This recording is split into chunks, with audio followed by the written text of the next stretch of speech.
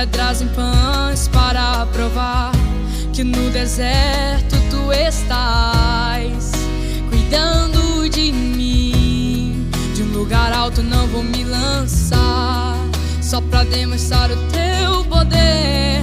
Eu não preciso ver fenômenos pra crer em ti.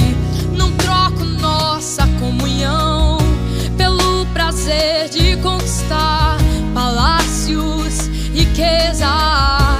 Como um deserto isso vai passar, por isso resistindo estou. E quando a minha força se esgotar, o teu anjo vai me alimentar. Te adorar é o que sustenta-me de pé. Eu não vou perder a guerra. Te louvar em meio às tentações é mais que estratégia.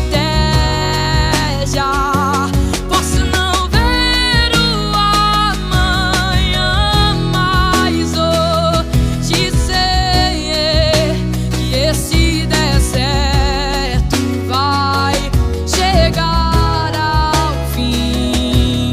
O Senhor está cuidando de mim.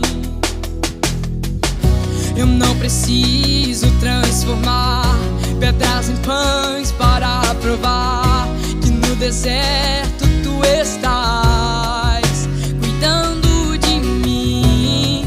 De um lugar alto não